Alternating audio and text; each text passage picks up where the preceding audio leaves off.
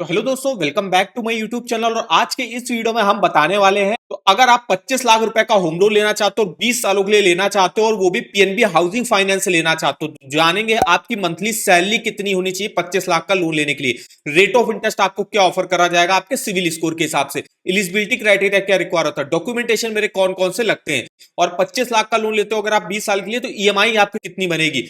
तो वीडियो को जो है पूरा आखिर तक वॉच करेंगे। तो चलिए देखते हैं। तो देखिए, जो पीएनबी हाउसिंग फाइनेंस है यह आपको जो है आपकी प्रॉपर्टी वैल्यू का अप टू 90% तक लोन ऑफर करता है। अगर आप कोई भी 30 लाख रुपए तक का जो है लोन लेते हो तो प्रॉपर्टी वैल्यू का अप टू 90% तक लोन यहाँ पे ऑफर कर दिया जाता है।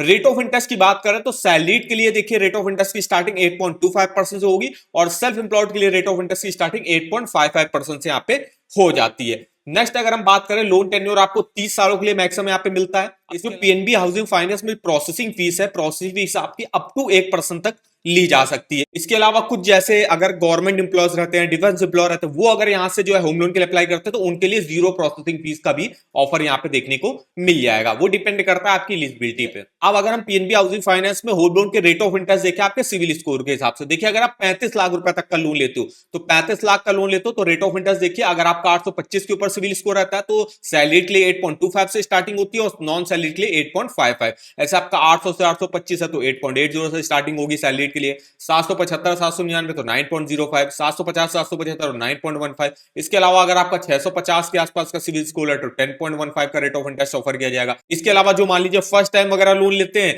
जिनका कोई भी सिविल स्कोर वगैरह नहीं होता तो वो लोग भी यहाँ से होम लोन ले सकते हैं। तो ये रहता है अगर आप 35 लाख तक का लोन लेते हो। तो हमको यहाँ पे लेना है 25 लाख तक का लोन, तो हम इसी कैटेगरी में आएंगे। तो जितना आपका सिविल स्कोर अच्छा होगा उतने ही कम रेट ऑफ इंटरेस्ट पर आपको यहाँ पे होम लोन ऑफर किया जाएगा। ये जो रेट ऑफ इंटरेस्ट है ये फ्लोटिंग रेट ऑफ इंटरेस्ट है और फिक्स रेट ऑफ इंटरेस्ट पर अगर आप होम लोन लेते हो तो यहाँ पे 14.75 का रेट ऑफ इंटरेस्ट आपको ऑफर किया जा रहा है। अब अगर हम एलिजिबिलिटी क्राइटेरिया की बात करें, कौन कौन से लोग एलिजिबल होंगे, देखिए कोई भी सैलरीड एम्प्लॉय, सैलरीड में कोई भी गवर्नमेंट जॉब करता हो या किसी प्राइवेट अच्छी कंपनी में जॉब करता हो या कोई भी सेल्फ एम्प्लॉयड बिजनेस वगैरह अपना करता हो या सेल्फ एम्प्लॉयड प्रोफेशनल कैटेगरी में आता हो, तो वो सब लोग एलिजिबल होंगे यहाँ से लोन लेने के लिए। मिनिमम एज जो अप्लाई करने की रहती है वो 21 साल रहती है, मैक्सिमम 70 ईयर के से जब अपने लोन को चुका सकते हो। जैसे अगर आपकी एज मान लीजिए अभी 50 साल है तो आप मैक्सिमम 20 सालों के लिए ही होम लोन ले सकते हो। अगर आपकी एज मान लीजिए अभी 60 साल है तो आप मैक्सिमम 10 सालों के लिए ही होम लोन ले सकते हो। मतलब 70 ईयर की एज तक जो है आप अपने लोन को आपको चुकाना होगा। अब यहाँ पे सैलरी की बात करें तो 15,000 प्लस सैलरी पर भी यहाँ पे होम लोन आपको ऑफर कर दिया जाता है। लेकिन क्या रहता है, सैलरी जितनी अच्छी होगी उतना ही मैक्सिमम होम लोन का अमाउंट आपको मिलेगा। जैसे अभी हम देखेंगे 25 लाख का हमको लोन लेना है और 20 सालों के लिए लेना है तो मेरी मंथली सैलरी कितनी होनी चाहिए आप कैसे कैलकुलेट कर सकते हो। इसके अलावा जो सिविल स्कोर की रिक्वायरमेंट होती है 611 प्लस, उससे ऊपर सिविल स्कोर होना ही होना चाहिए, तभी आपका लोन अप्रूवल के चांसेस होंगे। उससे नीचे होगा फिर लोन अप्रूवल आपको मिलेगा ही नहीं। अगर आपका ऐसे 750 800 के आसपास का सिविल स्कोर रहता है तो लोन अप्रूवल आराम से हो जाता है और कम रेट ऑफ इंटरेस्ट पर भी आपको लोन मिलता है। सैलरीड इंडिविजुअल के लिए अगर वर्क एक्सपीरियंस की बात करो तो 3 साल का वर्क एक्सपीरियंस होना चाहिए और सेल्फ एम्प्लॉयड के लिए भी 3 साल का उनको बिजनेस एक्सपीरियंस होना चाहिए। अब अगर हम डॉक्यूमेंटेशन की बात करें, क्या क्या डॉक्यूमेंट लगते हैं मेरे, तो देखिए सैलरीड के लिए लोन एप्लीकेशन फॉर्म हो गया, फिलअप करके लोन एप्लीकेशन फॉर्म आप कहां से कर सकते हो, देखिए यहाँ पे लिखा होगा click here to download the application form. तो ये जो है एप्लीकेशन फॉर्म इसका खुल के आ जाएगा, जहां पे आप डॉक्यूमेंटेशन की लिस्ट वगैरह भी यहाँ पे पढ़ सकते हो, क्या क्या डॉक्यूमेंट लगेंगे एप्लीकेंट के, और अगर आप कोई एप्लीकेंट रखते हो तो उसके क्या डॉक्यूमेंट यहाँ पे लगते हैं। इसके अलावा ये देखिए पूरा फॉर्म आपका खुल के हो जाएगा। यहाँ पे आपको एप्लीकेंट की जो है यहाँ पे फोटो डालनी पड़ेगी और कोई एप्लीकेंट ऐड करा तो उसकी यहाँ पे फोटोग्राफ, और यहाँ पे आपको डिटेल वगैरह अपना पूरा फिलअप करनी पड़ेगी। सबसे पहले जो है पर्सनल डिटेल एप्लीकेंट की यहाँ पे डालनी पड़ेगी और को एप्लीकेंट की आपको यहाँ पे डालनी पड़ेगी। तो ये पूरा फॉर्म वगैरह है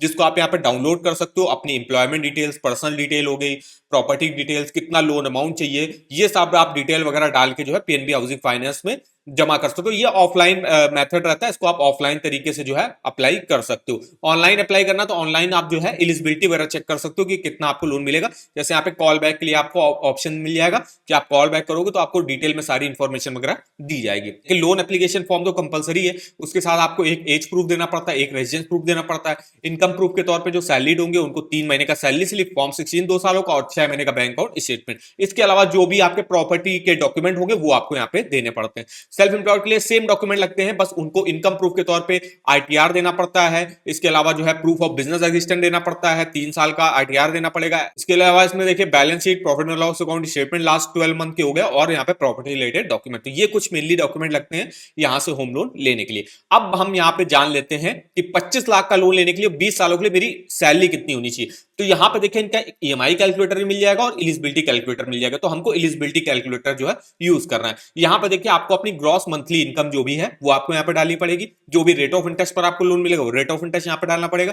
टेन्योर सेलेक्ट करना, कितने साल के लिए आप लोन लेना चाहते हो, और अगर आपकी कोई एग्जिस्टिंग ईएमआई चल रही तो आपको डालनी, नहीं चल रही तो जीरो रखना है। हम यहाँ पे चेक करते हैं कि हमको 25 लाख का लोन लेना है। तो सबसे पहले अगर हम 30,000 सैलरी पर देखते हैं तो रेट ऑफ इंटरेस्ट हम ले लेते हैं। अगर मेरा सिविल स्कोर जो है 800 से 825 है तो 8.80 का रेट ऑफ इंटरेस्ट हमको ऑफर किया जाएगा यहाँ पे। तो ये रेट ऑफ इंटरेस्ट हम यहाँ पे ले लेते हैं 8.80, जिससे मेरे ईएमआई बता देगा कितनी हमको पे करनी पड़ेगी। फिर हम आपको ईएमआई वगैरह भी कैलकुलेट करके आपको बताएंगे। तो 8.8 रेट ऑफ इंटरेस्ट डाल दिया। लोन टेन्योर, वैसे लोन जो है आपको 30 सालों के लिए मिलता है, लेकिन हमको लेना है 20 सालों के लिए। देखिए अगर हम देखा 30,000 सैलरी है और 20 सालों के लिए अगर हम होम लोन लेते तो हम 16,91,000 रुपए का ही लोन लेने के लिए एलिजिबल होंगे। हमको लोन लेना है 25 लाख रुपए का। तो 25 लाख का लोन लेने के लिए मेरी सैलरी कितनी होनी चाहिए? तो हम यहाँ सैलरी को देखिए बढ़ा के 45,000 करते हैं, मतलब 45,000 अगर आपकी सैलरी रहती है और 20 सालों के लिए अगर आप होम लोन लेते हो तो उस केस में आप 25,36,000 रुपए का लोन लेने के लिए एलिजिबल होगी, जिसकी आपकी महीने की ईएमआई भी 22,500 बनेगी। अब क्या रहता है, आप अपनी मंथली ईएमआई का 50% तक मैक्सिमम जो ईएमआई के तौर पे दे सकते हो। किसी किसी केस में 40%,